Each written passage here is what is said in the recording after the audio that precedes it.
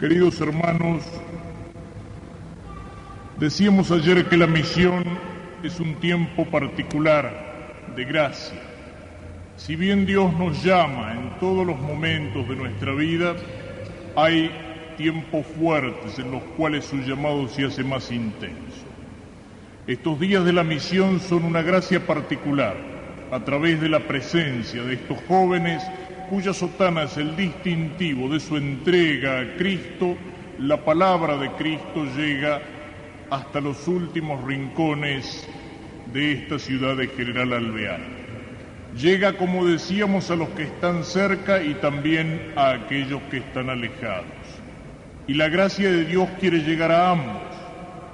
Quiere llegar a aquellos que están cerca para que profundicen su conocimiento de Cristo, para que tomen más en serio su vida cristiana, para que respondan a aquello que señala el Concilio Vaticano II, que todos estamos llamados a la santidad. Quiere llegar sobre todo a aquellos que están alejados, a aquellos que de una manera o de otra se han olvidado de Dios, se han olvidado de Cristo, a aquellos que incluso llamándose cristianos viven en la práctica como si Dios no existiera. Por eso, en el acto central de la misión, que es la Santa Misa, todos los días vamos a ir reflexionando sobre algunas verdades fundamentales que tienen que ayudarnos para que tomemos más a fondo, más en serio nuestra vida cristiana. Vivimos en un tiempo donde los hombres se olvidan de Dios, se olvidan de Cristo. Vivimos en un tiempo donde incluso muchos que han sido bautizados viven en la práctica como si Dios no existiera. Es la tragedia de nuestro mundo que se olvida de Dios. Tenemos una mitad del mundo, aquella que es dominada por el ateísmo marxista, por el comunismo, donde Dios ha sido oficialmente prohibido, puesto fuera de la ley. El marxismo ateo nos dice que Dios no existe, que Dios es un invento del hombre y que el hombre al inventar a Dios se vacía de sí mismo, se aliena, se proyecta en un paraíso imaginario. Pero también en nuestro occidente, ese occidente que se llama cristiano, ese occidente donde la mayor parte de los hombres son bautizados, en nuestra patria Argentina, donde la mayoría de los habitantes sigue proclamándose católica, vivimos un ateísmo práctico. Si le preguntamos a la gente, dicen, sí, soy católico, sí, creo en Dios, o por lo menos sí, algo o alguien tiene que haber allá arriba. Pero después viven en la práctica como si Dios no existiera. Dios ocupa muy poco lugar incluso en las vidas de muchos cristianos.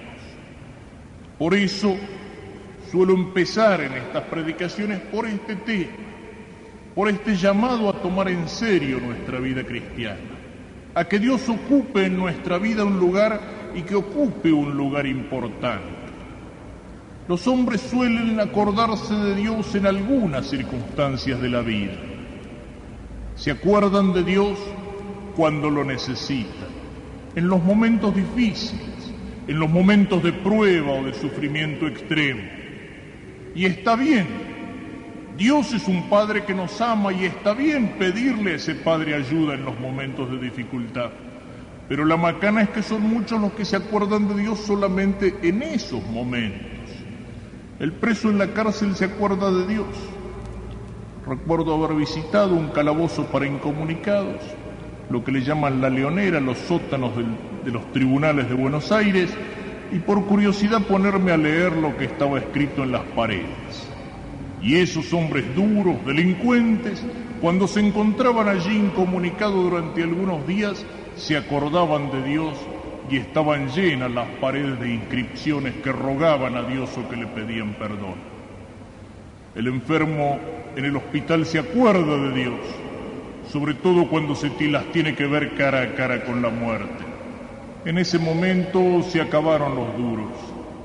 Recuerdo también un enfermo que conocí hace años en el hospital. Como pocos casos, él me decía, no hay Dios ni hay nada, no me moleste. Yo lo que quiero es morirme para dejar de sufrir, y a eso no le tengo miedo. Volvemos a la tierra y nos acabamos, como los animales. Una cosa, como dicen los italianos, un altro è parlar da morire, un altro è morire. Una cosa es hablar de morirse y otra es morirse en serio. Pocos días después le había agarrado un ataque, recuerdo, era un viejo de pelo blanco y de cara colorada, y estaba bien pálido, y en ese momento se acordaba de Dios. El soldado en el frente de combate se acuerda de Dios. ¿Cuántas veces me ha tocado acompañar? Recuerdo que estuve como capellán en el sur de la patria en 1978, cuando casi llegamos al conflicto armado con Chile. Y en esas circunstancias, allá de Río Gallegos para adentro, a 30 kilómetros de la frontera con Chile, qué fácil que era hablar de Dios con los soldados, con los oficiales, con los suboficiales. Como en la guerra de las Malvinas, nadie tenía miedo ni vergüenza de llevar un rosario puesto en el cuello cuando había que jugarse la vida. Yo recuerdo que en el 78, cuando todo terminó, cuando vino la mediación, volvíamos con las tropas y me pidieron que celebrara una misa para dar gracias a Dios. Y yo les decía, para muchos de ustedes esta situación ha sido como un retiro espiritual. Se han acordado de Dios, se han confesado después de mucho tiempo, han tomado la primera comunión, muchos, algunos se han bautizado. Le digo, no vaya a ser que ahora para volver a acordarse de Dios estemos precisando otra guerra.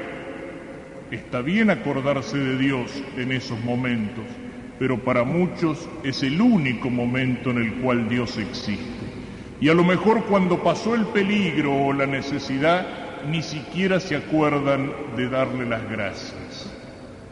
Esa es una forma de llamarse cristiano y de vivir en la práctica como un ateo. Acordarse de Dios algunas veces en la vida. Recuerdo que esto lo decía aquí una vez que me tocó confirmar.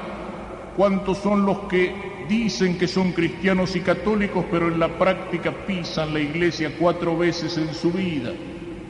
En el día del bautismo, en el de la primera comunión, en una de esas en el del casamiento y el día del funeral. Es decir, que en realidad pisan la iglesia 2 veces en la vida, porque la primera vez la traen los padrinos en brazos y la última los amigos adentro del cajón. Pero dicen que son cristianos. Así cualquiera es cristiano, ¿no es cierto? Acordarse de Dios 4 veces en la vida.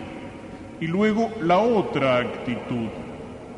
Acordarse de Dios como si fuera nuestra vida cristiana un buen negocio con Dios. Si yo me porto aquí más o menos bien, me acuerdo de rezar de vez en cuando, de venir a misa, le prendo alguna velita a la Virgen y a los santos, pienso que Dios tiene que satisfacerme todos los caprichos y darme todo lo que yo le pida. Ayudarme para sacar el PRODE, para ganar la lotería, para conseguir trabajo, para tener salud. Es decir, piden una buena vida de este lado y otra vida mejor del otro lado. Entienden la vida cristiana como un flor de negocio. Un flor de negocio con Dios, a veces por la intercesión de los santos. También es cierto, y vamos a hablar en otra ocasión de esto, que los santos son intercesores, son nuestros amigos, le ruegan a Dios por nosotros. Pero son nuestros amigos, no son una especie de cuña en una oficina del gobierno, no son una especie de coima para conseguir que Dios esté satisfaciendo todos mis caprichos.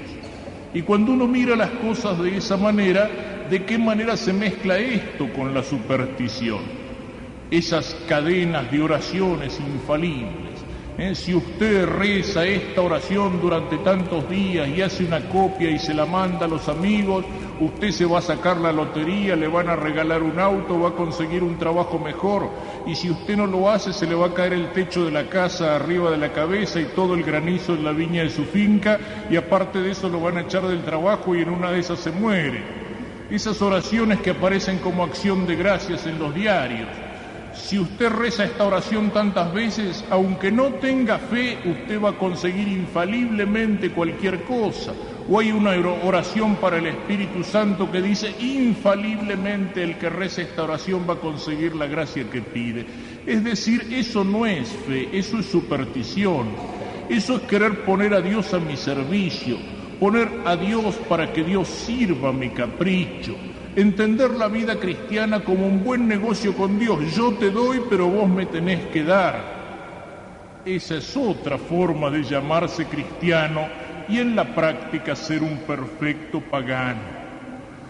O aquellos que viven la vida cristiana en algún momento. Es la mentalidad liberal de aquel que piensa la religión es una cosa muy buena, pero en la intimidad del corazón, en la iglesia, en la sacristía, en el momento en que me acuerdo de rezar. Pero la religión no tiene nada que ver con la vida, no tiene nada que ver con las distintas actividades de la vida. Son esos que se llaman cristianos y que a lo mejor vienen incluso a la iglesia, pero que después no viven ni se portan como cristianos, sino como perfectos ateos, como perfectos paganos. Es el político que dice, yo soy muy católico, pero votó al divorcio y va a votar al aborto el día de mañana y después va a votar la eutanasia. Es el médico que dice que es católico, pero es un delincuente que asesina a los niños en el vientre de la madre. Es el abogado picapleitos, es el comerciante deshonesto, es el trabajador que no es honrado. Todos aquellos que dicen, yo soy católico, pero que después no se comportan como católicos. Son aquellos que sirven a veces de excusa para los que no quieren acercarse a la iglesia y que lo hacen señalando precisamente a los que no dan testimonio como católicos. Mira, fulano de tal que se la pasa en la iglesia golpeándose el pecho, pero después mejor no te metas en un negocio con él porque te deja en la calle. Mira la doña fulana de tal tan católica que es, pero tiene una lengua capaz de sacarle el cuero a todos los vecinos del barrio. ¿Cuántas formas de llamarse cristiano, de llamarse católico, pero en la práctica ser un perfecto pagano, ser como un ateo? Dios no tiene una presencia real en la vida de muchos. Y cuando Dios no tiene una presencia real en la vida pierde sentido, la vida no tiene sentido. ¿Cuántos son los que viven precisamente sin saber para qué viven? También cuando pienso en esto recuerdo siempre, porque lo expresa de la mejor forma posible, aquella cancioncita tonta de moda hace muchos años que decía: no me importa a mí saber quién soy, ni de dónde vengo, ni hacia dónde voy. ¿Cuántos son los que viven así? Viven porque el aire es gratis, viven porque están aquí en el mundo, viven la vida y dicen la vida es corta, tratemos de vivirla, tratemos de aprovecharla, pero no saben para qué viven. No saben para qué viven, no saben de dónde vienen, no saben a dónde van, no saben cómo tienen que vivir, no saben qué sentido tiene la vida. Y fíjense que es una de las tragedias de nuestro tiempo y lo que influye incluso en el desastre psicológico de muchas personas. En aquello que señala el gran psiquiatra alemán austríaco Viktor Frankl como la pérdida del sentido de la vida, que dice que está en la raíz la mayor parte de las veces de esa enfermedad de nuestro tiempo que es el estrés, que es la depresión nerviosa, que son esos estados agudos, como lo llamaban antes, de neurastenia, estados depresivos profundos que en algunos casos terminan incluso desembocando en el suicidio. Muchos de esos casos son provocados ¿por qué? Precisamente por la pérdida de sentido de la vida. Porque una persona que vive y no sabe para qué vive, ¿qué es lo que pasa? Está caminando sin saber a dónde va. Y entonces cualquier obstáculo en el camino, cualquier tropiezo en el camino, cualquier sufrimiento en el camino se le vuelve un peso insoportable. Si uno vive sin saber para qué vive, todas las cruces, todos los problemas, todos los sufrimientos de la vida se le vuelven una carga que no la puede aguantar. ¿Por qué? Porque es un peso en el camino, pero ese camino no lleva a ninguna parte. Eso es lo que pasa cuando el hombre se olvida de Dios. El único camino para una humanidad que se olvida de Dios es el camino de la desesperación, es el camino de la angustia, y por eso la angustia es precisamente una de las características de la filosofía de nuestro tiempo. Si Dios no existe, tenía razón Sartre cuando decía que el mundo es absurdo, que el infierno son los demás, que la vida no tiene sentido, que la nada es mejor que el ser. Tiempo de angustia, de desesperación, el hombre que vive con un vacío interior, otra de las enfermedades que detectan los psicólogos de nuestro tiempo y que la llaman la neurosis dominical o la neurosis del tiempo libre. La persona que vive metida en el ruido durante la semana con la cabeza llena de los problemas económicos, de los problemas de trabajo, y cuando no tiene la cabeza llena con esos problemas necesita llenársela con el ruido de la música o pasarse durante horas hipnotizándose sentado delante de la pantallita de un televisor.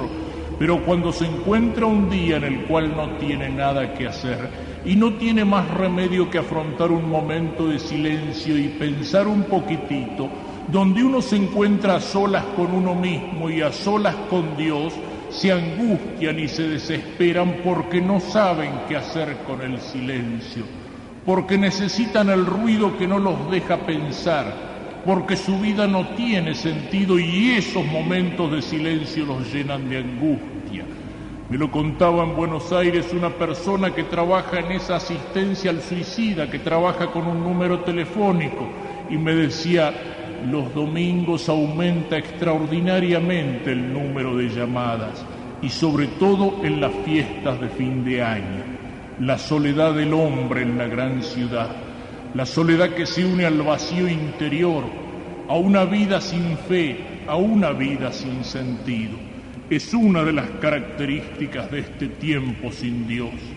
Viven pero no saben para qué viven, y porque no saben para qué viven, la vida les resulta insoportable. Solamente Dios puede dar sentido a nuestra vida, como lo expresa con tanta fuerza Ignacio de Loyola en el principio de sus ejercicios espirituales. El hombre es creado para alabar y hacer reverencia y servir a Dios nuestro Señor y mediante esto salvar su alma. La vida del hombre adquiere sentido si es un camino que sale de Dios y que vuelve a Dios. Dios es el Padre que está al principio, que me creó por amor, y Dios es el Padre que está al final del camino esperándome con los brazos abiertos, y Dios es aquel que me muestra cuál es el camino de retorno. Ese es el sentido de nuestra vida. Vengo de Dios y voy hacia Dios. Vengo de Dios que me ha creado y voy hacia Dios que quiere salvarme al final del camino.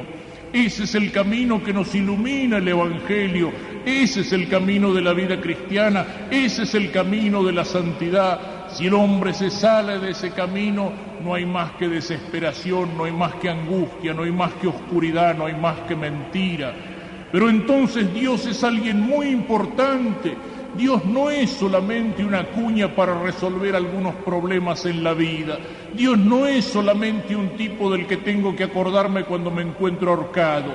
Dios no es aquel que en mi vida aparece una hora o media hora en la misa del domingo y que después no existe.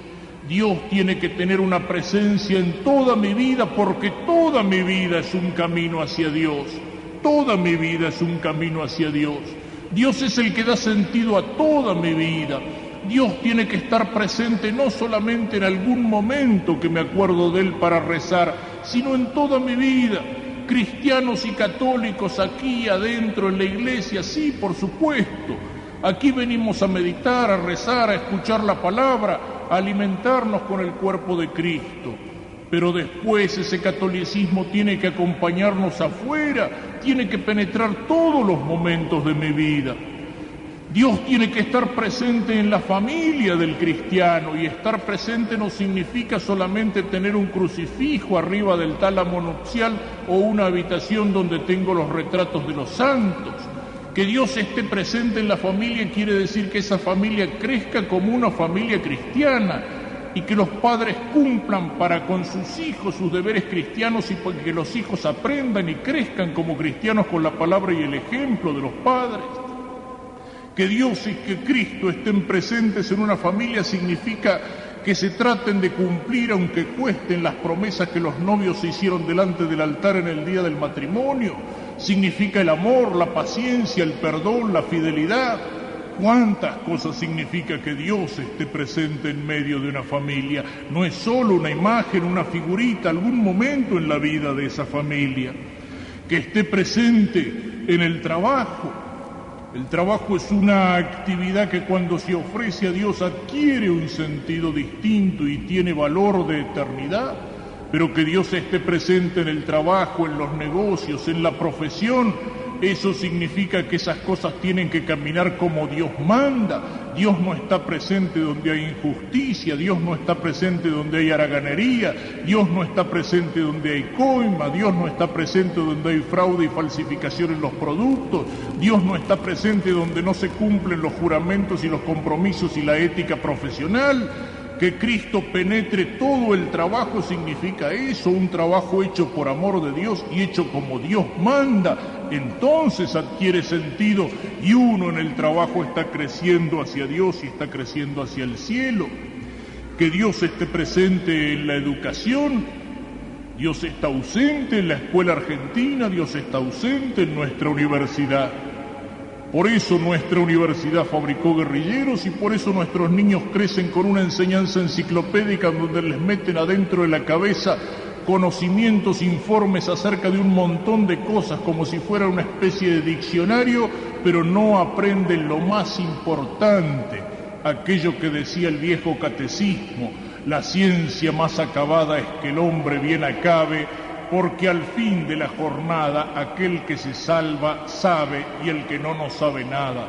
Y todos los otros conocimientos podrán ser muy importantes, pero no se nos enseña lo más importante de todo: a conocer a Dios, el sentido de la vida, a vivir como cristianos. Dios tiene que estar presente en nuestra vida, en los momentos de alegría, en los momentos de bendición, pero Dios tiene que estar presente y de una manera particular en los momentos de cruz, en los momentos de sufrimiento. En ambos Dios está presente. Hay momentos de alegría donde somos capaces de tocar con nuestras manos la presencia de Dios, pero en la vida del cristiano puede repetirse aquella escena que nos cuenta el Evangelio, cuando Jesús estaba cansado durmiendo en el fondo de la barca y viene la tormenta y las olas y empiezan a sacudir la barca y los apóstoles se asustan. Y los apóstoles eran pescadores, eran gente de mar, tiene que haber sido una tormenta brava. Y el Señor durmiendo como si no pasara nada. Y por ahí lo despiertan, lo sacuden: Señor, nos hundimos, no te importa. O como traduce el padre Castellani: sonamos, Señor, no te importa que sonemos. Y el Señor se despierta y les dice: hombres de poca fe, ¿por qué tenían miedo? Y con un gesto calma la tempestad, con un gesto calma la tormenta. En la vida del cristiano muchas veces la tormenta puede estar adentro y nos parece que todo se sacude y que todo se vuelve oscuro y que no entendemos más nada y que no aguantamos más. Y nos parece que Dios no está, que Dios se ha olvidado de nosotros, que Dios estuviera ausente. Y en esos momentos es precisamente cuando Dios está más cerca de nosotros, aunque parezca dormido. Y en esos momentos el Señor está probando nuestra fe. Esa es la visión del cristiano. No solamente acordarse de Dios en los momentos buenos o cuando lo preciso, sino en todos los momentos de la vida. Lo decía también la vieja sabiduría criolla: no le eches la culpa a Dios aunque en la cárcel estés. Dios no tiene ojos de carne y ve lo que vos no ves. O aquellas palabras que recuerdo de un viejo pescador de allá de los ríos entrerrianos que después de volver una noche de trabajo en el río, alguien lo saluda en la orilla y le dice: ¿cómo le ha ido? No he pescado nada. Dice: gracias a Dios. ¿Cómo? Dice: no ha pescado nada y le da las gracias a Dios. ¿Y qué gracia tiene si a Dios le agradecemos solamente cuando nos va bien? Es fácil darle las gracias a Dios en los momentos lindos, darle las gracias a Dios cuando la cosecha rinde a pleno, pero saber agachar la cabeza y en vez de blasfemar, darle las gracias a Dios en el tiempo del granizo. Qué difícil que es que Dios tenga una presencia en todos los momentos de la vida, en las buenas y en las malas, en la alegría y en la tristeza, en la bendición y en la prueba. Qué difícil es ser cristianos, no solamente algunas veces en la vida o algunos momentos en la iglesia, sino ser cristianos en nuestra familia, en la escuela, en el trabajo, en las diversiones, en el club, entre los amigos. Qué difícil es. Y sin embargo, esa es la forma de que la fe sea no solamente un adorno o una etiqueta en nuestra vida, sino que la fe sea una luz que nos está guiando y que nos está marcando el camino. Que la fe sea como la estrella que orienta al barco que en medio de la tormenta quiere encontrar el puerto. Que la fe sea en nuestra vida como la estrellita que llevaba a los Reyes Magos para encontrar a Jesús al final del camino. Pero todo eso no es fácil. No es fácil ser cristiano en serio. No es fácil cuando ser cristiano es una exigencia de vida. Y eso muchas veces nos hace ser una minoría, y eso nos hace nadar contra la corriente de la moda, contra la corriente de la opinión pública, contra la corriente que forman y moldean esos podridos medios de difusión con sus mentiras y con sus engaños, nadar incluso contra la corriente interna de nuestras propias inclinaciones hacia el mal, hacia el pecado, porque es más fácil dejarse arrastrar por el mal, por el pecado, por las pasiones. En cambio, caminar hacia Cristo está exigiendo subir un sendero difícil en la montaña, pero que es el único que lleva hacia las cumbres. Acercarnos a Cristo y tomar en serio nuestra vida cristiana sin dejarnos llevar por el respeto humano, es decir, por la vergüenza de ser cristiano, de dar la cara por Cristo y de comportarnos como cristianos. A veces decimos que somos cristianos, amigos de Dios, que queremos seguir a Cristo, y nos achicamos y nos arrugamos delante de una burla, delante de una ironía, delante de algún tonto que no entiende las cosas de Dios o de la iglesia y que nos señala con el dedo. ¿Cuántos son los que quisieran ser mejores, distintos, más rectos, más santos, más grandes, y sin embargo se achican por temor de lo que pueden decir, por temor de lo que pueden opinar, por temor de que me critiquen, por temor de que se burlen o de que se rían de mí? Y sin embargo, allí está el sentido de nuestra vida, en reconocer que tenemos necesidad de Dios, en reconocer que tenemos necesidad de Cristo, porque Cristo es el único camino, porque Cristo es la única verdad, porque Cristo es la única salvación, porque Cristo es el modelo y el ejemplo al cual tenemos que conformar nuestra vida si queremos ser perfectos como hombres y perfectos como hijos de Dios, porque necesitamos de Dios y de Dios que se hace carne en Cristo para el perdón de nuestros pecados, para superar nuestras debilidades y nuestras miserias, para que se nos abran un día las puertas del cielo.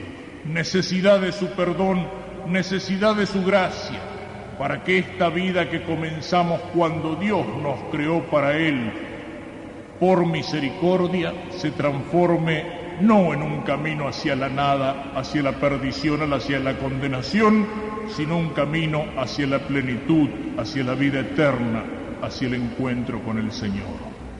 Para esto, para volver a encontrar el sentido de nuestra vida, para profundizarlo, para conocer mejor nuestra fe, nos encontraremos aquí e iremos reflexionando en algunos temas y en algunas verdades fundamentales de nuestra vida cristiana, e iremos en la Santa Misa levantando al Señor nuestra oración para que Él nos ayude a comprender, para que Él ilumine nuestra alma con su gracia, con la luz de su fe, y para que nos dé su fuerza, para que nos dé su fortaleza, para que sea más intensa y mejor nuestra vida cristiana.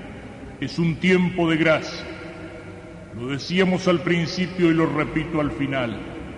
de gracia para todos, para aquellos que están cerca para ser mejores, pero de gracia particular para aquellos que están lejos, para aquellos que a lo mejor por descuido o por pereza han ido dejando poco a poco la gracia, la vida cristiana, los sacramentos, han ido dejando que su alma limpia el día del bautismo se fuera cubriendo con el polvo del pecado. Para aquellos que en su vida viven como si Dios no existiera. Para aquellos que a lo mejor por falta de oportunidad nunca han conocido en serio a Cristo. Para aquellos que a lo mejor le han vuelto la espalda y su ateísmo práctico se ha convertido también en un ateísmo teórico porque han perdido la fe. Para aquellos que se han dejado seducir por el canto de sirena de tantas doctrinas falsas y de tantas sectas pseudo-religiosas, aunque algunas de ellas lleven el nombre de cristianos. Particularmente para todos estos, el tiempo de la misión es un tiempo de gracia. Y recuerden lo que decíamos ayer, todos nosotros tenemos que ser misioneros y todos nosotros en estos días tenemos que trabajar para que, sobre todo aquellos que están más alejados, se acerquen aquí, para que al acercarse aquí se encuentren con Cristo, para que encuentren su gracia, para que vuelvan de la muerte, del pecado y del error a la vida eterna de la verdad, de la fe y de la gracia.